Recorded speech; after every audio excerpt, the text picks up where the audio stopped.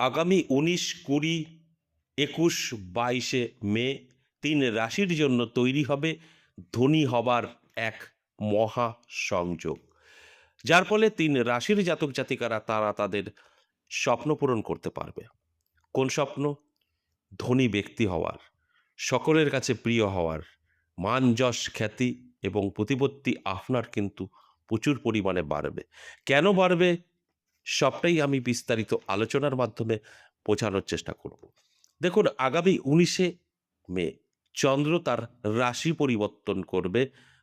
পরিবর্তন করে মিথুন রাশিতে প্রবেশ করবে। আর সেখানে আগে থেকেই দেবগুরু বৃহস্পতি বসে আছে। ফলে দেবগুরু বৃহস্পতি ও চন্দ্র মিলে মহা শক্তিশালী এক গজকিশোরীর রাজযোগের সৃষ্টি ঘটাবে। আর তার ফলেই কিন্তু একটানা ১৯, ২০, ২১ ও ২২ মে ভীষণ শুভ ফল দেবে এই ৩ রাশির জাতক জাতিকাদের। অর্থাৎ যে ৩ রাশিকে আমি এখন আলোচনার মাধ্যমে অ্যালার্ট করার চেষ্টা করব। যদি এই ৪ দিন একটু তারা নিজেকে কন্ট্রোল করতে পারে, সঠিকভাবে সময়টাকে ব্যবহার করতে পারে, এদের ভাগ্যের পরিবর্তন ঘটবেই ঘটবে। আর যদি কানে শুনে ধনী হতে চায়, যে আমার তো সম্পর্কে বলেই দিল যে আমি এই যোগে ধনী বা বড়লোক হতে চলেছি, আমার আর কর্ম করে কি হবে? তাহলে কিন্তু এই গল্পটা তাদের কাছে সম্পূর্ণভাবে গল্প হয়ে যাবে, জীবনে বাস্তবায়িত হবে না। আমি একটা কথা কমন বলি, যেটা আপনার পরিশ্রম দ্বারা আপনার সফলতা আসে। কানে শুনে কখনো সফলতা আসে না। আপনি যতক্ষণ আপনার সফলতার পিছনে না পরিশ্রম করবেন। তাই আপনি তো আগে পিছে করতেই পারেন। এটা চাই, ওটা চাই, চেষ্টা রাত দিন। কিন্তু তখন আপনার সময় সাথ দেয় না। গ্রহ আপনাকে সাপোর্ট করে না। সেই টাইমে একদম বেকার দৌড়াদৌড়ি ছোটাছুটি করবেন। আর যখন আপনার গ্রহ সাপোর্ট করবে, তখন যদি ওই ছোটাছুটি বা ওই চেষ্টাটা বা ওই পরিশ্রমটা করতেন, তাহলে আপনার জীবনের সমস্ত রকম দুঃখ কষ্ট দূরীভূত হতো এবং সফলতা পেতেন। কিন্তু আপনি তো জানেন না, দেখা গেল এমন টাইমে আপনি চেষ্টা করছেন, গ্রহ সাপোর্ট করছে না। আর এমন টাইমে আপনি বসে পড়েছেন, তখন আপনার গ্রহ সাপোর্ট করছে।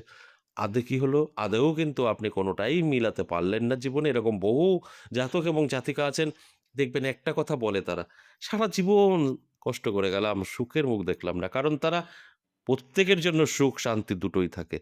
তারা ওই সময়টাকে ব্যবহার করতে পারেনি, কোনো গাইডনেস ছিল না।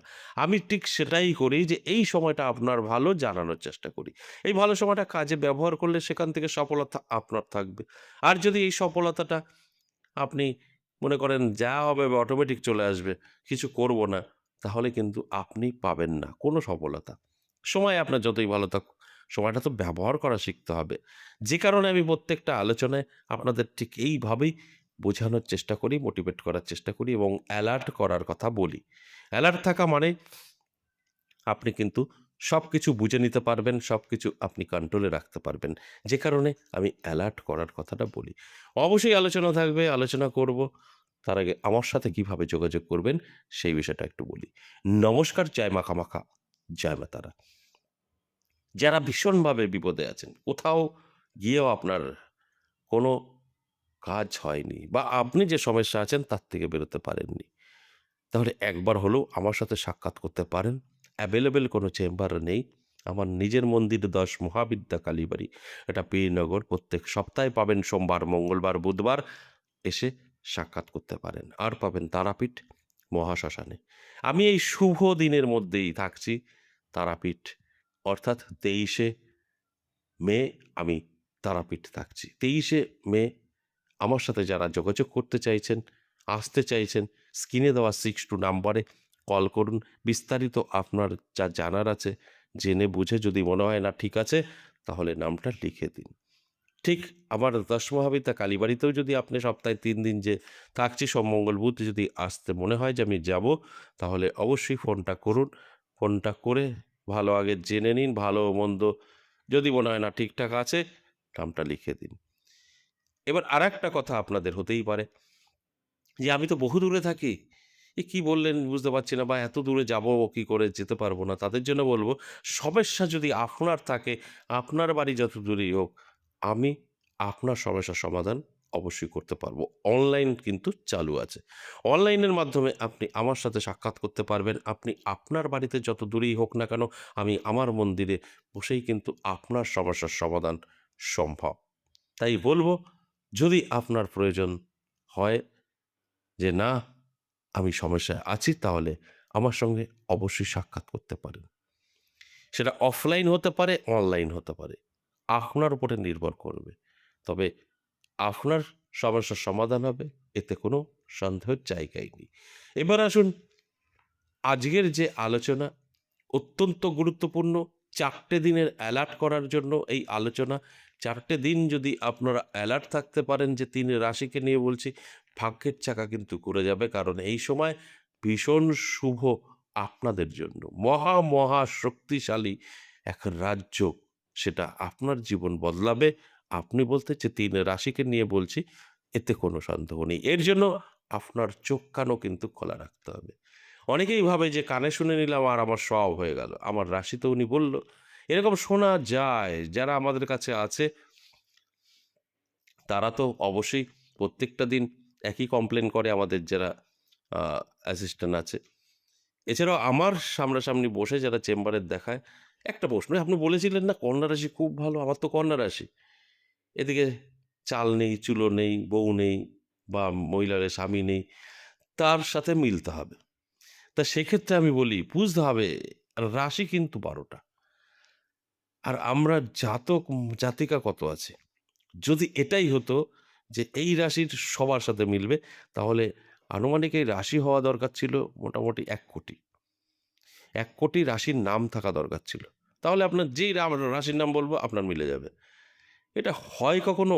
কমন সেন্স যারা প্রশ্ন করে নেই তাদের। কারণ একটা রাশি হাজার কোটি জাতক জাতিকাদের সেম রাশি। কেউ খেতে পাচ্ছে না, কেউ ধনী ব্যক্তি, কেউ টাকা নষ্ট করে ফেলছে, কেউ টাকার অভাবে কান্নাকাটি করছে। তাহলে কি করে সেটা সম্ভব হয়? আপনার রাশি মিলে গেল আর আপনার সঙ্গে সব মিলতে হবে? এটা একটা অন্যায় আবদার। তাই বলব, কোনো পার্সোনাল আপনার জন্মছক বা হস্তরেখা বিচার করিয়ে নেন কোথাও গিয়ে। সেখান থেকে সঠিক তথ্য জানতে পারবেন। আপনার রাশি হলো, আর আপনার রাশি নিয়ে আমি যা বলব সব মিলে যাবে, এগুলো ভুল ধারণা। কারণ আপনি একা নন সেই রাশি। হাজার লোক দেখবেন, আমি 50% বলি। 50% মিলবে, 50% মিলবে না। যে 50% মিলবে না, আপনার যদি না মিলে থাকে আপনি সেই দলে আছেন। এবার আসুন এক করে সেই ৩ টে রাশিকে নিয়ে বলি এবং বোঝানোর চেষ্টা করি। ১ম যে রাশির কথা বলব, মিথুন রাশি। মিথুন রাশির জাতক জাতিকাদের সম্পূর্ণভাবে কিন্তু এই শুভ যোগে ভাগ্যের চাকা ঘুরে যাবে। হয়তো অল্প সময়। এই সময়টাই আপনার জীবনে এক গুরুত্বপূর্ণ সময় হতে চলেছে। তাই অ্যালার্ট থাকুন, চোখ কান খোলা রাখুন। ব্যাংক ব্যালেন্স বৃদ্ধি পাবে, সম্পত্তি কিন্তু আপনার হবে। এই ৪ দিনে যদি আপনি সঠিকভাবে ব্যবহার করতে পারেন দিনগুলো, তাহলেই সম্ভব। তা না হলে সম্ভব নয়। ২ নম্বর সিংহ রাশি, গোল্ডেন টাইম। সিংহ রাশির বেশ কিছুদিন ধরেই শুভ চলছে। এই সিংহ রাশির জাতক জাতিকারা তাদের কিন্তু জীবনের পরিবর্তন ঘটাতে পারে। নানা জায়গা থেকেও কিন্তু তারা অনেক সুযোগ, যোগাযোগ এরা পাবে। সঠিকভাবে যদি জীবনে এপ্লাই করতে পারে এই ৪ টে দিন, তাহলে কি হবে নিজেরাই বুঝতে পারবে। তাই আমার কাজ তাদেরকে অ্যালার্ট করা, জীবনে ব্যবহার করার কাজ তাদের। সর্বশেষ যে ৩ নাম্বার রাশির কথা বলবো, সেই রাশিটি কুম্ভ রাশি। কুম্ভ রাশির জাতক জাতিকাদেরও কিন্তু দারুণ সময়। এই সময়টা, অর্থাৎ এই সময় কোন সময়? ১৯, ২০, ২১, ২২ এই যে ৪ টে দিন, যে মহা শক্তিশালী গজকেশরী রাজযোগের ফলে ভাগ্যের পরিবর্তন ঘটবে। সম্পত্তি বৃদ্ধি পাবে। আর্থিক দিক থেকে শক্তিশালীর সাথে স্বাস্থ্য এবং মানসিকতাও কিন্তু ভালো থাকবে। সম্পর্ক মজবুত হবে। আর কি চাই? তাই অ্যালার্ট থাকুন, চোখ কান খোলা রাখুন, দেখুন না কি হয়। মাত্র তো ৪ টে দিন। সব ঠিকঠাক থাকলে ভাগ্য কিন্তু অবশ্যই আপনার পরিবর্তন হবেই হবে। আশা করি বুঝতে পেরেছেন। আজ এ পর্যন্তই, আবারও আসবো নেক্সট ভিডিও নিয়ে। ততক্ষণ ভালো থাকুন।